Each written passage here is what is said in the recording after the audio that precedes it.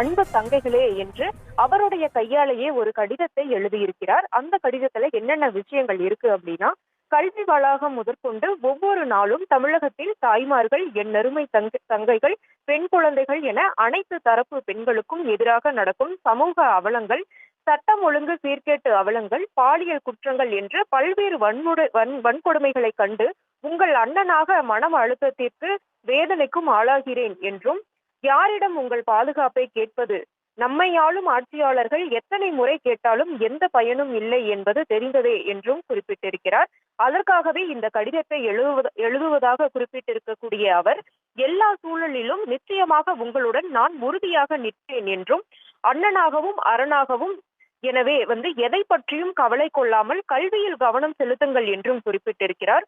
பாதுகாப்பான தமிழகத்தை படைத்தே தீருவோம், அதற்கான உத்தரவாதத்தை நாம் அனைவரும் இணைந்தே விரைவில் சாத்தியப்படுத்துவோம் என்ற விஷயத்தையும் அவர் அந்த கடிதத்தில் குறிப்பிட்டு வெளியிட்டிருக்கிறார். விஜய் அவர்களே தனது கையால இந்த கடிதத்தை அன்பு தங்கைகளே என்று குறிப்பிட்டு தமிழக பெண்களுக்காக இத்தகைய ஒரு கடிதத்தை எழுதியிருக்கிறார். ஏற்கனவே அண்ணா பல்கலைக்கழக மாணவி வன்கொடுமை அந்த விவகாரம் என்பது ஒரு புறம் இருக்கக்கூடிய ஒரு நிலையில, தமிழகத்தில் இருக்கக்கூடிய அனைத்து தரப்பு பெண்கள், தாய்மார்கள், மாணவிகள் என அனைத்து தரப்பு பெண்களையும் குறிப்பிட்டு பாதுகாப்பாக தமிழகத்தை படைத்தே தீருவேன் என்றும், உங்களுடன் அண்ணனாக நான் என்றும் உறுதியாக நிற்பேன் என்றும் குறிப்பிட்டிருக்கிறார். மேலும் கல்வியில் கவனம் செலுத்த வேண்டும் என்றும் கூட விஜய் அவர்கள் குறிப்பிட்டிருக்கிறார்.